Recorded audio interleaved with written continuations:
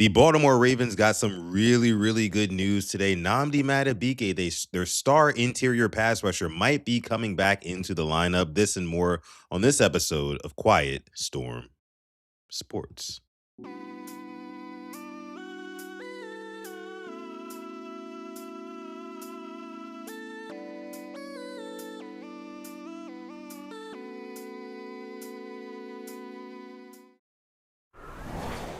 Yes, yes, yes. Welcome back. Welcome in. Welcome one and welcome all to Quiet Storm Sports on the Purple Rain Podcast YouTube channel. I am your host, Sutton Def, back with another episode. It's been a little while, guys. It's been a little while.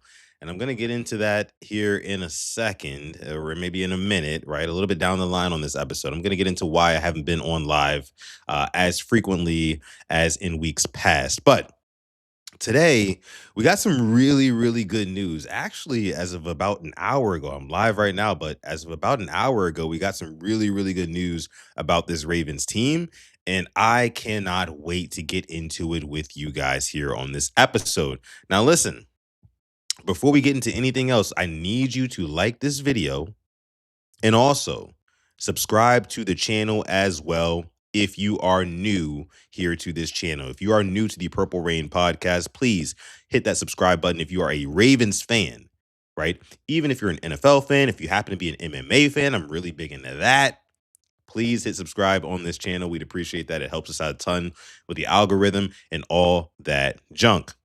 Now, like I said, we are live right now, so I do have to bring up who's here in the live chat. I see my guy Stretch52 is in here. What's going on, Stretch? I see Taurus is in the chat as well. What's going on, Taurus? I see Ashley's in the chat. What up, what up, what up? What up, Ashley? Let me see who else is in here. Zeke Kage. What's going on, Zeke?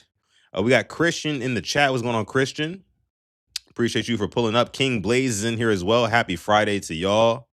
Happy Friday to y'all. If you're part of the hashtag replay gang on this one, that's right. That's you listening after the live stream. And if you're not listening to the live stream, listen, what I need you to do is click the notification bell. So that way you're notified every time that I go live here or me and Alex go live here on the Purple Rain Podcast YouTube channel, because it's always a good time whenever we do. It's always a good time. Neuro is in the chat as well. Says, what's good, fam? What's popping, fam? What's going on, man? It's a happy Friday. I'm feeling good. No, I'm feeling great today. I'm feeling great today for a couple of reasons. Like I said, I'll get into it a little bit later. Again, like the video, y'all. So here's the thing. Right? We have some big news coming out of the Ravens castle. Miss Fancy Pants is in the building as well. What's going on, Miss Fancy Pants? Big news coming out of the Ravens castle. This one's coming from a guy who doesn't like me all that much. Okay, not a big fan of your boy Sutton. Right, and that's Jamison Hensley, ESPN writer for the Ravens. Don't like your boy Sutton all that much. He doesn't. Has me blocked on social media. Why? I might have pushed back on one of his narratives, one of his BS takes over the years, and he blocked me. But it's all good. All gravy. You know, he's still closer to the castle than I am. So I have to kind of take his word with a grain of salt, but also there's some credibility to it as well because he is in the building. So without any further ado, let me bring this up on screen for you guys here. The Ravens have growing optimism about Nnamdi Madubuike's future. And this is news that just dropped, again, maybe about an hour ago to this very minute. You know, and, let me just preface everything that I'm about to read with this. We thought that for the past couple of weeks, we thought that Nnamdi Madubuike, okay, we see him training, we see the workout videos on Instagram. Okay, if he's ready to go, that changes everything for this defense. That changes everything for the scope of this off season in terms of what the Ravens need to acquire. Because if you have Nnamdi Madubuike, if you have that big three tech right there, right, who's going to push the pocket and get after the passer from the interior, that changes everything. It makes even less of a need for premier edge rushers like a Trey Hendrickson. It does. And that may sound crazy to some of y'all, but think about it. I get it. Trey Hendrickson, shiny new toy in Baltimore. I get it. 2025 was doom and gloom in terms of pass rush. But look at the years before that. Look at the years right before the Ravens got Trey Hendrickson, right before 2025, rather. What were they doing?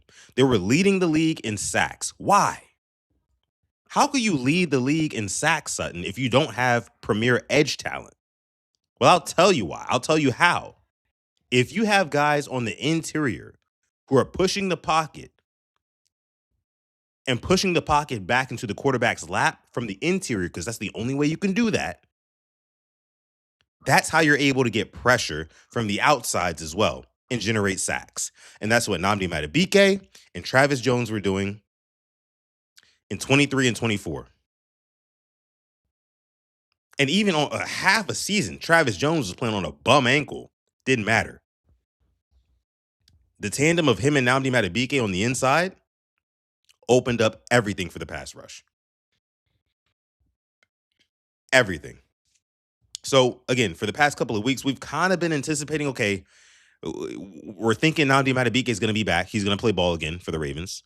But before that, honestly, throughout the season, throughout the course of the regular season, playoffs, all of that, we were thinking, oh, Nnamdi Madubuike's done. He's done. He was posting pictures. He was out in Texas, and he was with shades on. People are like, oh, he's retiring. He's done for. He's not coming back to football. He's not training nothing. But now we've seen him starting to ramp up a little training process, and now we're actually getting a real report from a, dare I say, real Ravens reporter, Jamison Hensley, saying that he's hearing that the Ravens have growing optimism, quote unquote, about Nnamdi Madubuike's future. Let me read this article for you guys. This is coming from Pro Football Talk from NBC, however you feel about them.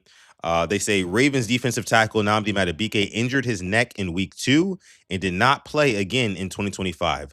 General Manager Eric DeCosta said at the scouting combine that the Ravens had no answers about Madubuike's future. Jamison Hensley of ESPN now reports that the Ravens have growing optimism that Madubuike will return from his injury. The team has shown hesitancy in discussing Madubuike since his injury. Madubuike, who is a 2-time Pro Bowler, has 2 years remaining on a 4-year, $98 million extension.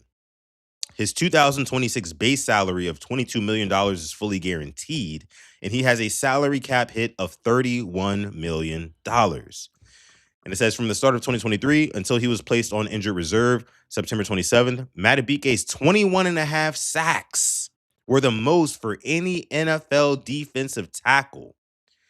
Think about that. You talk about, I'm going to put it to you like this.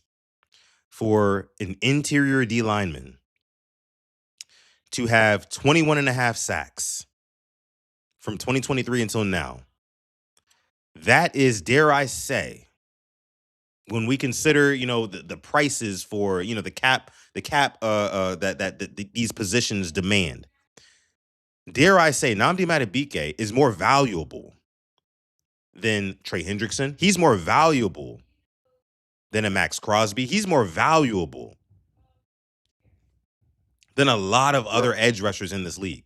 Because edge rushers, they got to get the bag, right? You got to give edge rushers the bag. That's just how it goes. However, with interior D linemen, not so much. And sorry, guys, I know you guys can hear my dog right now.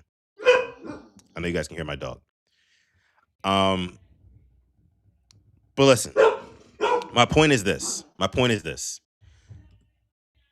You can easily get way more value out of a Nnamdi Madubuike than you can get out of literally anybody else. Anybody else who can rush the passer.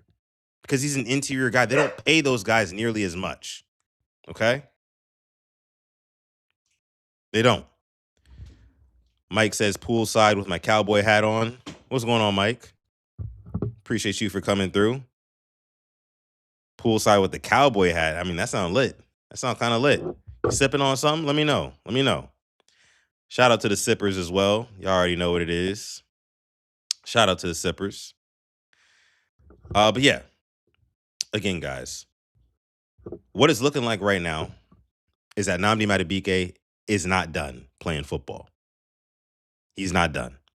And if he's not done, And he comes back to this defensive line with Travis Jones. We just signed John Jenkins. We're going to have him in the middle, nose tackle. That 3-4 with Madubuike, Jenkins in the middle, and Travis Jones. I mean, I prefer DJ Reader. Don't get me wrong. Hopefully they can sign him. I know they paid John Jenkins for another year. But either way, if you get Madubuike and Travis Jones, and then you also get on the outsides Mike Green and Trey Hendrickson, Ravens pass rush is back, baby. Ravens pass rush is back. Ravens pass rush is back. World Class says 92 is overrated. You're tripping. World Class, you my boy, but you're tripping. Because in what world is Nnamdi Madubuike overrated? Overrated? Are you serious? We're talking about a guy who can get pressure on the quarterback from the interior. How many guys are doing that? Hold on, wait a minute. Let me go back to the bottom of this article and highlight the stat one more time for you. Nnamdi Madubuike has 21 and a half sacks since 2023. 21 and a half sacks. What are we talking about? There's no way you can say he's overrated. Come on, World Class. Get out of here with that. Torres says 92 gets busy. He does. He does. And he commands double teams, like Mike says. He commands double teams. So if Nnamdi Madubuike is commanding a double team, that leaves Travis Jones one-on-one, right? That leaves Travis Jones one-on-one. And then somebody's got to block John Jenkins, right? That means you're getting Trey Hendrickson and Mike Green on the outsides, literally. One of them gonna be scot-free. Listen, bro, I'm telling you, if the Ravens can get Nnamdi Madubuike back in the fold, man, that will turn this defense all the way up. All the way up. Nero says, fun fact, Madubuike was the only one who laid out Mahomes in that AFC Championship game. Factual. Also, I'll take it a step further. Nnamdi Madubuike was the only one who stepped up and made an impactful defensive play down the stretch of that Bills game, that Week 1 Bills game from 2025. He had a crucial sack on Josh Allen on third down. Forced him to punt, I believe. Ravens offense just couldn't do anything with it. So, look, man, this is the news of the day. This is the news of the week for me. And nobody really knows about it outside of us Ravens fans. So if you're a Ravens fan right now, you should be rejoicing. You should be rejoicing. Because this is the engine. And what do I always preach, guys? I always preach this to you guys. Football is a game, the anatomy of it, right? It's a game that is won or lost in the trenches, right? So I'm talking about the offensive line, the defensive line. But more specifically, if we zoom in just a tad bit more, it's about the interior D-line and the interior O-line. Why do you think the Ravens were so competitive defensively in 2024? I can tell you, it was not because of Roquan Smith. It was not mainly because of Kyle Hamilton.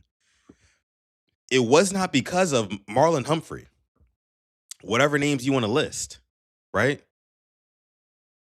It was because of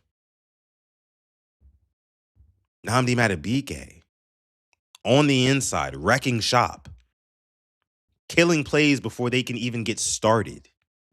That was the reason.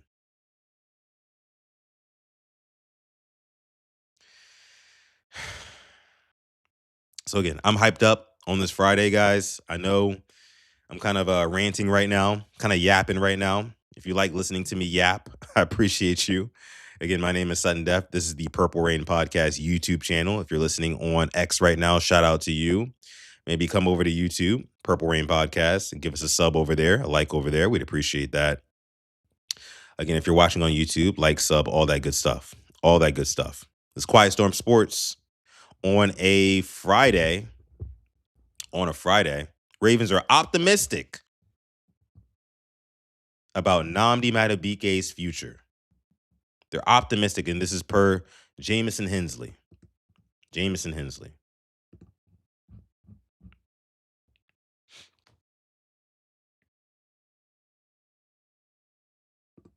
Ashley says our defense is going to do a complete 180. Oh, yeah, I agree.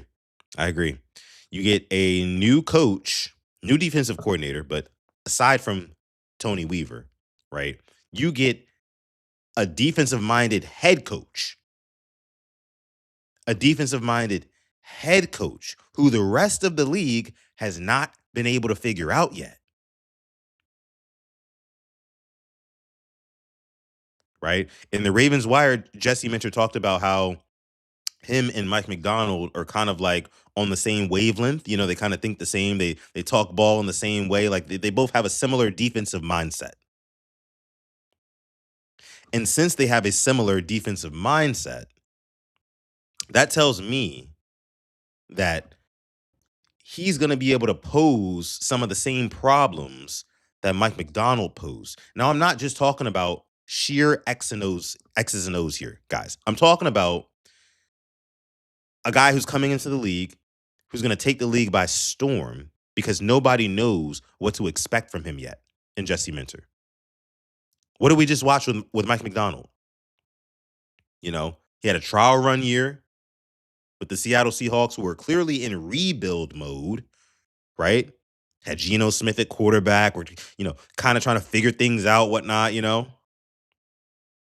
But second year, figured it out. All right, we're rolling now. Super Bowl. Easy Super Bowl, too, at that. No one had been able to figure him out yet. It's that second year. It's that second year that does it. You know what I mean? Again, Mike McDonald, first year, trial run, second year, Super Bowl.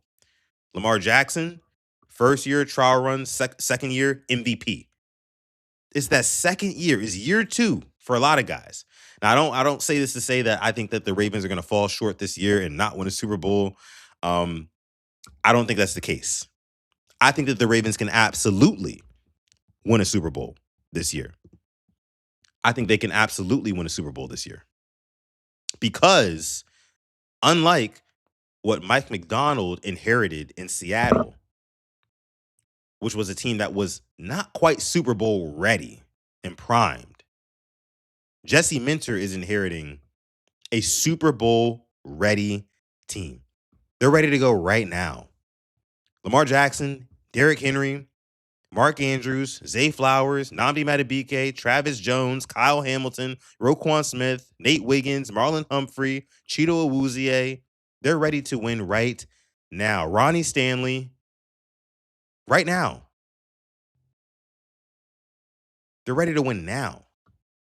They were only missing a couple of pieces. So I do think that, again, for a lot of guys, it's that year two that really puts them over the top. But I'm thinking year one for Jesse Minter. Year one. If I had to put like the this or bust title on it, I'm expecting at least, especially if Nnamdi Madubuike comes back and plays, at least an AFC championship game at the bare minimum. And yes, I get it. Oh, Sutton, those are lofty expectations. How can you expect that first year of this coaching regime? Players got to get used to the coach. Sure. But there's a reason why Vegas has us at 11 and a half wins. There's a reason for that. I'm just saying.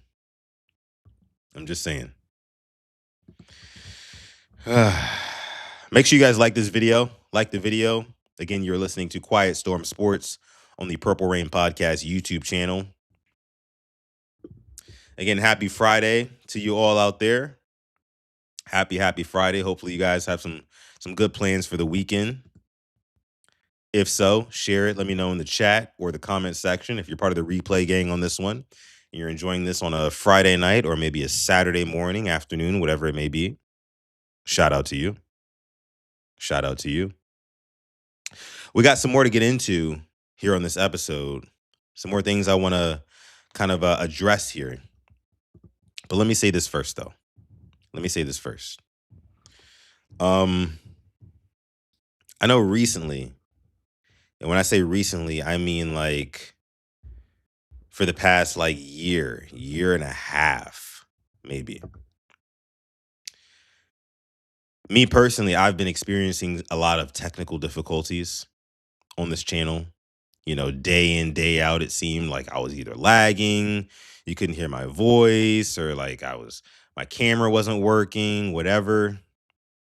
And a lot of that was attributed to, either, oh, like, Sudden, you need to fix your internet. I saw a lot of people in the comments saying, oh, Sudden, you need to, upgrade from that $2 cheap potato internet service. And, I get it. I get it. But I listened to that criticism. I took it very seriously.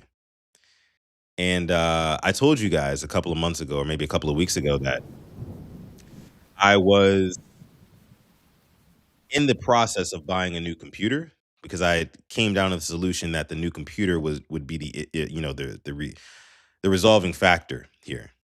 And that's what I did. I went out and I purchased a new MacBook today. So hopefully now you guys can hear me better, you guys can see me better, and we can have more consistent live streams and videos be put out from here going forward. And I just want to say this.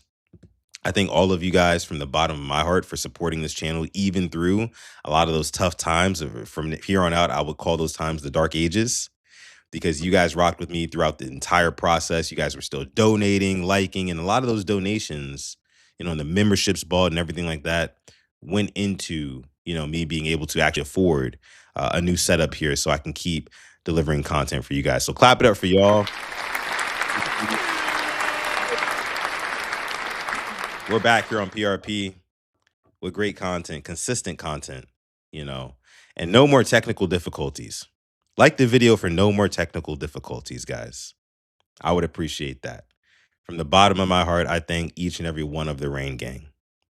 You guys mean so much to me. You guys do so much for me. You guys don't even understand. I saw the comments. I saw all of the, constructive feedback and criticism and stuff like that. And we pivoted. A generational Purple Rain pivot. Let's clap it up for that.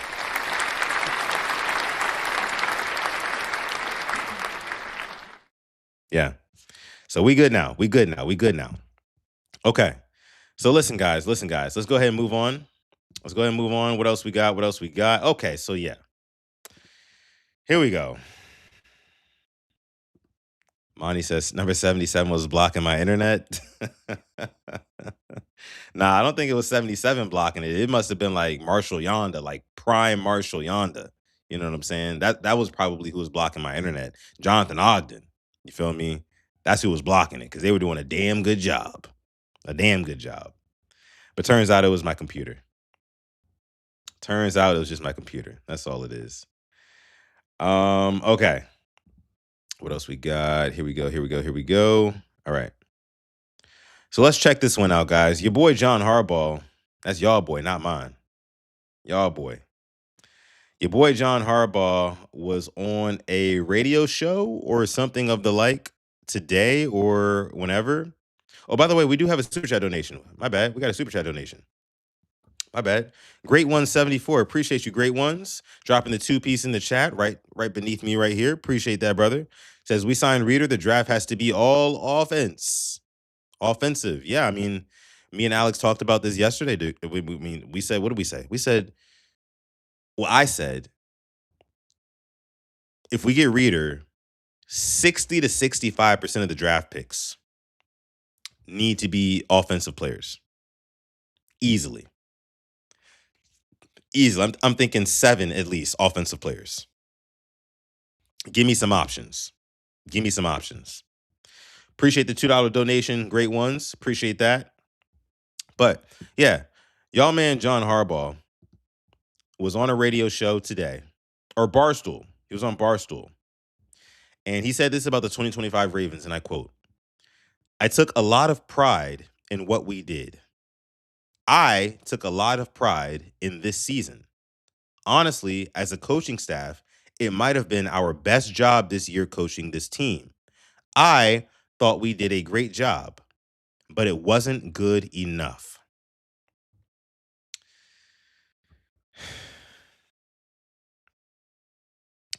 So I think the sentence that stands out the most to me from this excerpt here from his interview is him saying, honestly, as a coaching staff, it might have been our best job this year coaching this team. Now, this is not making a whole lot of sense to me for a multitude of reasons to begin with.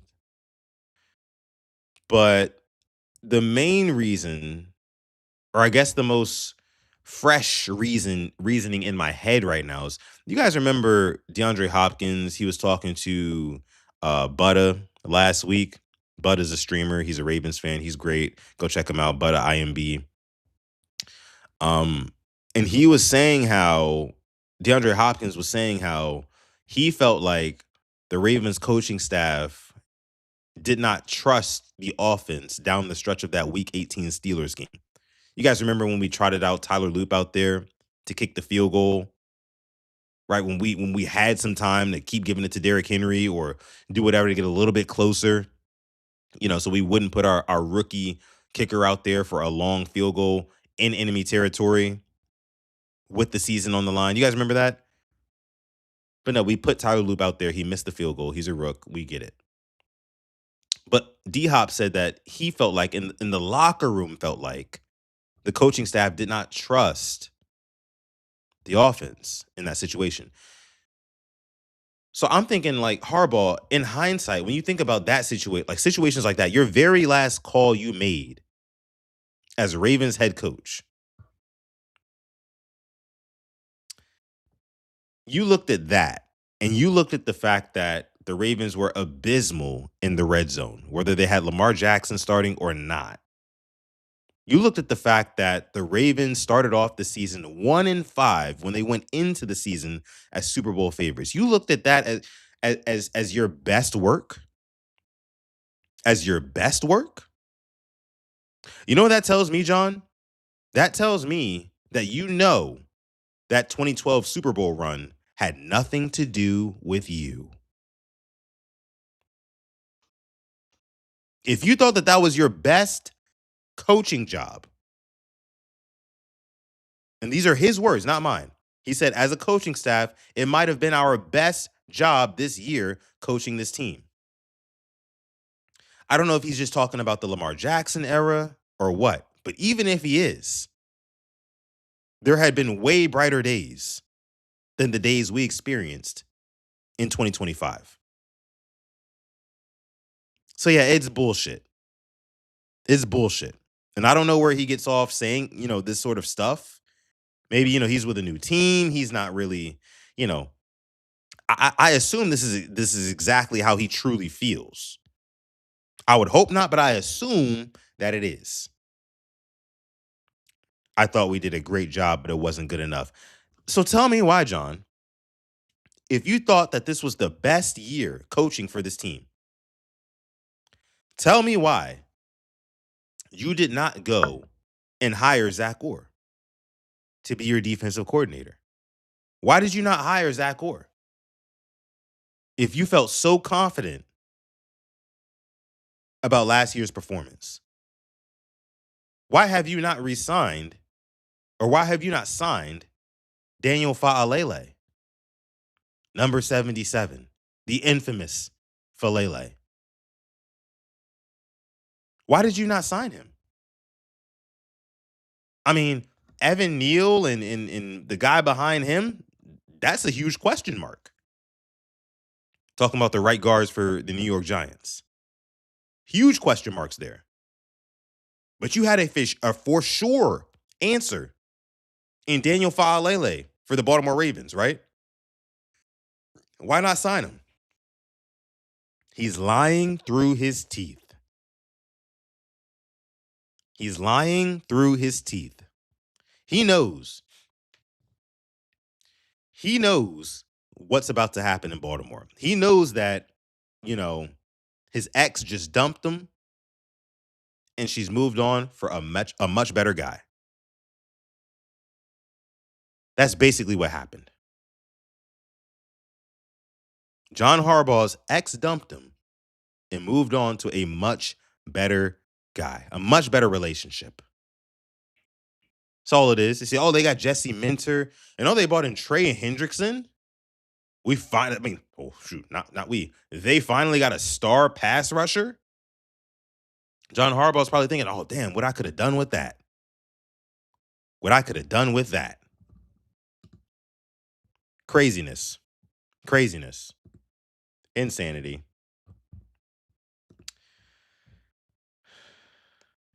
We like our guys. That's what I'm talking about, Malik. We like our guys. That was the mantra here in Baltimore for years. For years. If you like your guys so much, why didn't you give them a job? Why didn't you give them a job in their time of need? Daniel Faalele still needs a job, a job. He's unemployed. He's unemployed. Nobody's calling his phone.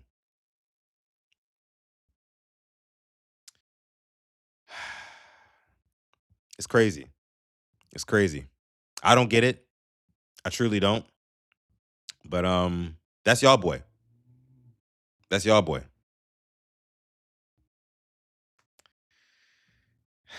Torres says, I feel like y'all just now finding out your daddy a deadbeat. LOL, you ain't noticed when he said uh what size you wear and never asked you what you wanted.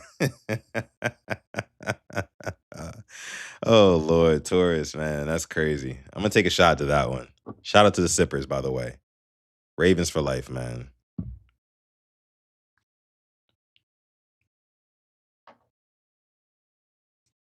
Woo! Yeah. Yeah, I mean, we kind of knew we were in an abusive relationship. We knew, right? We knew. But it was like one of those things where, when you're in it, you can't see the forest from the trees, you know? It was like, hey, look, man, we got to rock with Harbaugh. We don't won a Super Bowl with him before. We can do it again. We should be able to do it again. In theory, I get it. But betrayal. But betrayal, guys. Let me see what else y'all are saying here.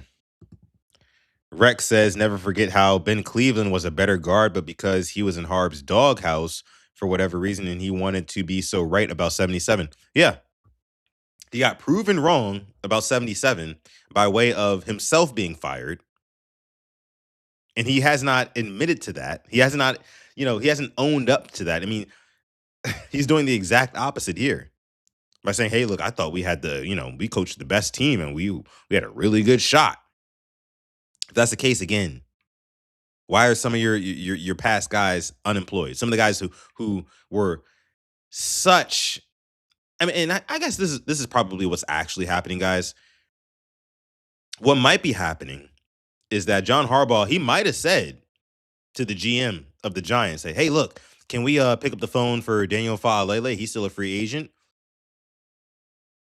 And the Giants GM probably said, absolutely the fuck not, and hung up the phone on John Harbaugh. And John said, oh, maybe I was wrong about Daniel Faalele. There's other experts. You're telling me there's other experts around the league who don't see Daniel Faalele as a starting right guard in the National Football League? This is news to me.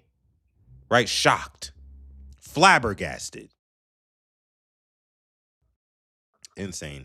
But yeah, I remember those Ben Cleveland days. I remember when we first drafted Ben Cleveland, big country dude. I was thinking he was going to be the guard for the next 4 or 5 years.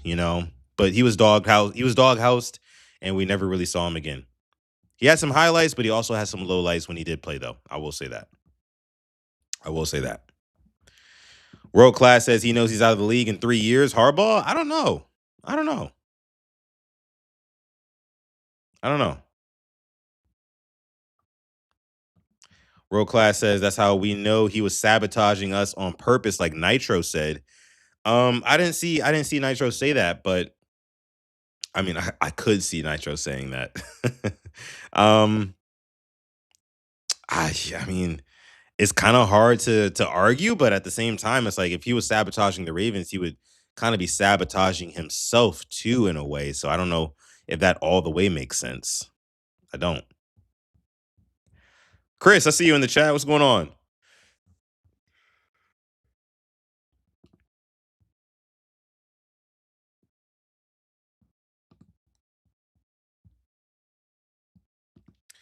Tanja, what's going on, Tanja? Another member here in the chat says Harbaugh really wanted to bring the same coaches back and get them help. He was definitely sabotaging the Ravens. Why would you run that back? Bashadi said you are fired. He did. Oh, this was the main thing for me. Oh, so this is yeah, you know what? I agree. He was sabotaging us. He was sabotaging us. Because I know y'all remember that what was it? Sunday night football game. That Sunday night football game, and somebody's like drilling something in the apartment underneath me. Like drilling something into the walls. It's kind of crazy right now. But he benched Derrick Henry in the Sunday night football game against the Patriots. Insane. Insane. Listen, I know y'all remember the Patriots kicking a fake punt. They ran a fake punt. They ran a fake punt. And you want to know why they ran that fake punt? I think it was the end of the third quarter, something like that. They ran that fake punt. They didn't get it, but they ran that because they knew, Mike Vrabel knew that his defense could not stop Derrick Henry. Derrick Henry was heating up. He was cooking. He was cooking. And John Harbaugh took him out of the game. So, yeah, thank you for your services. We no longer need you. You done good. We no longer need you. Go ahead and ride that pine. Pause. Sit on the bench. Sit on the damn bench for a whole quarter. I mean, he scored a touchdown and then did not get back in the game after that. Or at least did not get another touch of the football after that. And the Ravens lost. The Ravens lost. I mean, that should have told us when the Patriots were literally begging us to not throw Derrick Henry at them again. And they did a fake punt. And we say, you know what? You know what? Patriots, we got you. Don't worry about it. Don't even worry about it. We got you. We're not going to run it again with Derrick Henry. Craziness. Craziness. Fireable offense. Nitro did say it. I got to get my guy Nitro back on the pod, man. We had a good time last time. Me, Nitro, and Coach. That was a good episode.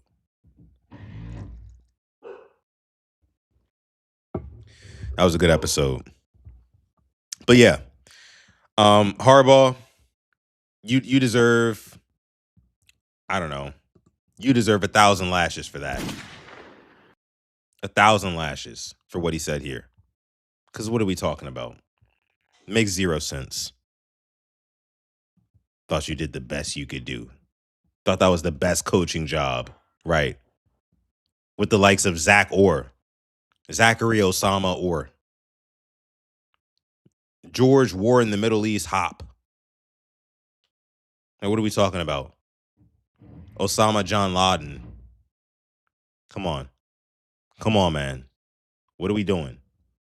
What are we doing? All right. Let's talk about a good coach. Let's talk about a good coach. Right? So check this out here. This was video today of Patriots head coach Mike Vrabel, who I just mentioned. He was at Arizona State's pro day today, checking out the 6'6", 321-pound offensive lineman, Max Ihenekor. I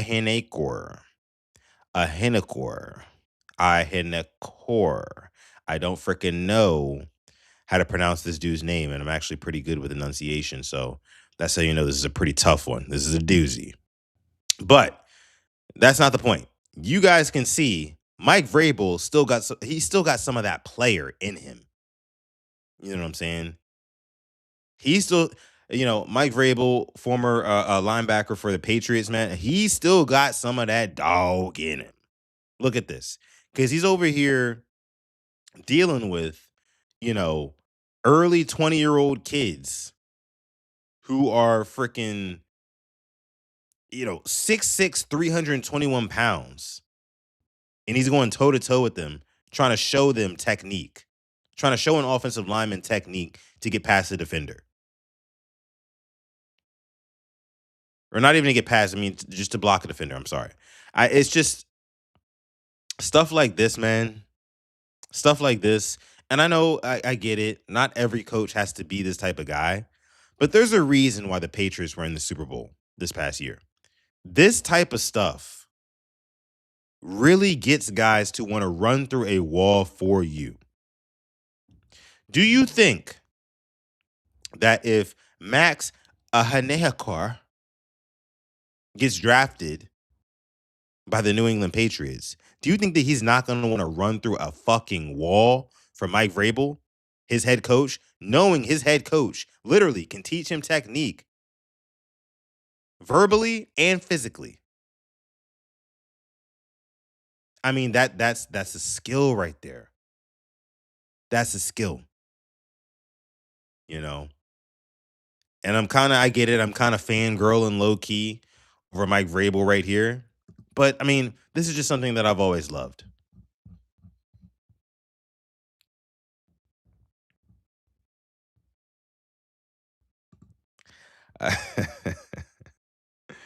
I had a car. I had a car, something like that. You know what I'm saying? In a car? Is that what it is? Taurus? Okay. I didn't know. I didn't know. World class says that you get inside leverage. A 200-pound guy can move a 75-pound guy. That's for sure. You get inside leverage. You can drive your feet from the inside. Yeah, yeah, and your legs are more powerful than anything else on your body. So I get that. No, I get that. I totally get that. But the fact that, again, like I'm saying, Mike Vrabel is willing to mix it up with these type of guys is just crazy to me. Batshit crazy. Batshit crazy. That's the type of coach that you want to play for. Let me see. Mike says this past year was the first time I was mad after a Ravens win. We had no business winning against the Packers and keeping playoff hopes alive into the Steelers game. I remember that.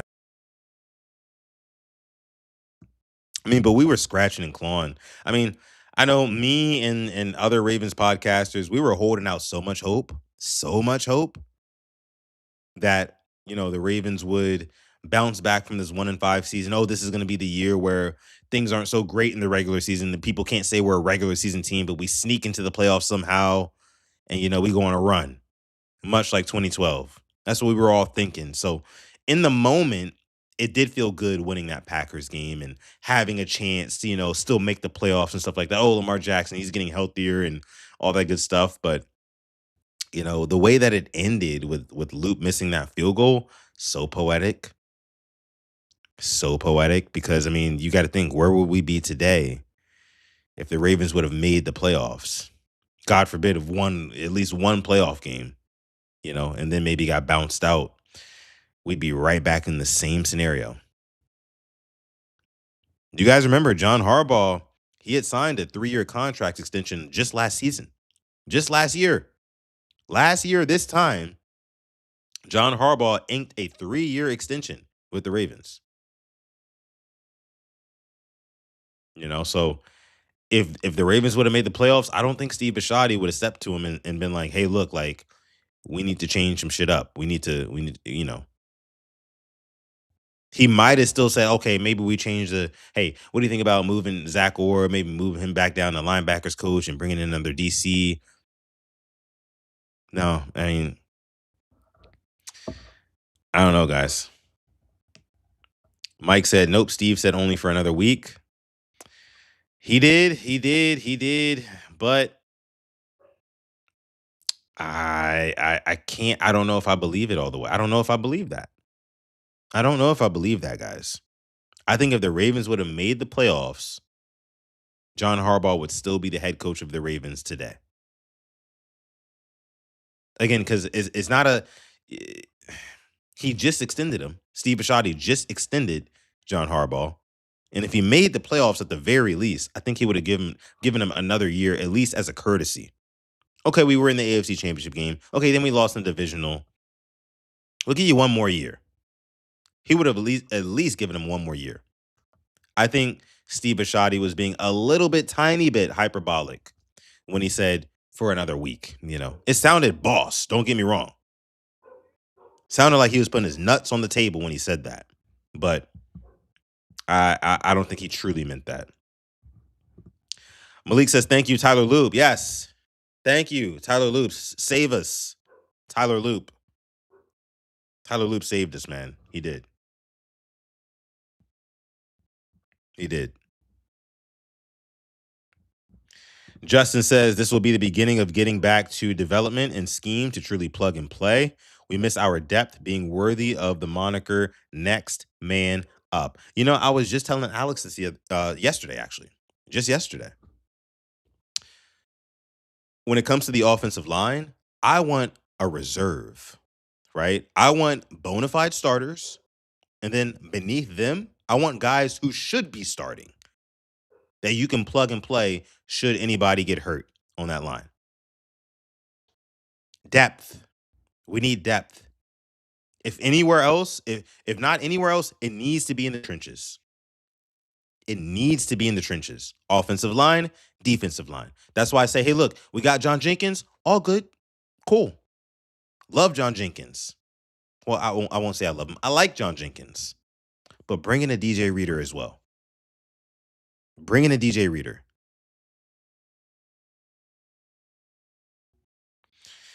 I'm not even mad. I mean, hey, look, 3rd round, 4th round, draft another edge rusher. Do it. I'm just saying. I'm just saying.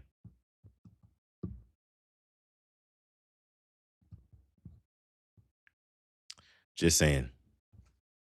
But listen, guys, I think I'm going to go ahead and hang it up there. I didn't have anything else to talk to you guys about here today. I just wanted to come to you guys on a Friday here. I haven't done a Friday pod in a while, but I wanted to come to you guys and do a Friday pod.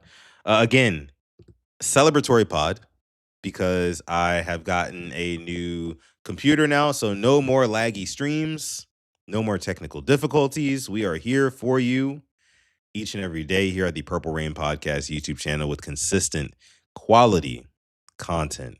Again, if that sounds good to you, please be sure like this video, subscribe to the channel as well. We appreciate each and every one of you guys coming out, liking the video, subscribing, becoming a member, donating to the channel as well. It does not go unnoticed. We truly do appreciate it. Okay. So with that being said, barring any other news that comes out, Ravens news that is, over the weekend, we will see you guys back here on the main pod on Monday at 6:30 p.m. Eastern time. In between then, we will have other content coming out as well, mainly on MMA. You guys know I'm a big MMA guy, UFC, MMA in general. That's my thing. So if that's your thing as well, and you like that, kind of like your low key thing, like me, make sure you sub. There will be more content coming out this weekend on that. So again, with that being said, I love you guys. I appreciate y'all. I appreciate all of the support. I could not be here today without you guys, with the setup behind me, with the setup in front of me that you guys can't see. Could not have done it without you guys, without the Rain Gang family. And, it touches me to the bottom of my heart. It does. So with that being said, I love you guys. I appreciate y'all. And like the video, I'll catch y'all in the next episode. Peace.